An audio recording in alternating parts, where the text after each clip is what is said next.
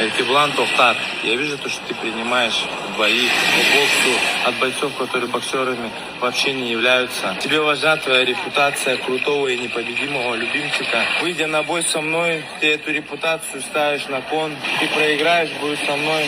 Ты этого боишься, я это знаю, Эркебулан. Отвечай сам за себя. Не стоит отправлять там непонятных бойцов, которые...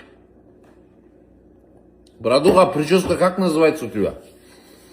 Желбреп называется, да? Желбреп тұрсың ғой, желбреп. Не стоит там драться с непонятными бойцами деп қойды. Өзі непонятный біреу, не стоит драться с непонятными деп қойды. Я если с тобой буду, ты тоже непонятный біреусің сен. Я хотя бы с Тимуром вот последний бой провел, чемпион хардкора. Ол бой маған Еркебулан Тоқтар хардкордың чемпионы ұтып апты деген абырой алып келді да. А сен маған қандай абырой алып келесің? Ты не чемпион никакой организации. Регалий нет у тебя. Абырой алып келмейсің сен маған. Хорошо. Медика. Ты мне загонишь 50-60 тысяч подписчиков? Нет. 5-6 подписчик келетін шығар. Басқа подписчик жоқ. Медика қызық емес. Деньги. Здесь поподробнее. А это уже интересно. Деньгами ты меня можешь заинтересовать. Қалай істейсің? Инструкция саған. Бауырым, инструкция. Спонсор іздейсің барасын. Еркебулан Тоқтармен Байке. Еркебулан сендерде Байке ғой. Анаяқта ака, сенде Байке. Байке, Еркебулан Тоқтармен төбелескің деп тұр.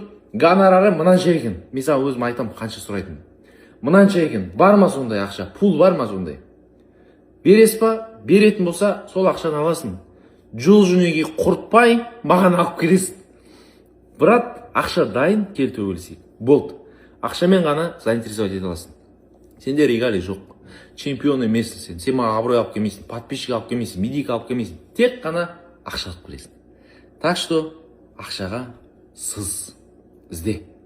Либо бір организацияның чемпионы бол, чтобы маған бойымен саған сені ұтқан кезде маған абырой келетіндей. Либо медикаңды өсір, либо ақша. Ең оңай вариант ақша ғой, короче, ақша іздесей. Ізде да кел, мен осындан қарбыз жеп отырмын. Күтемін сені.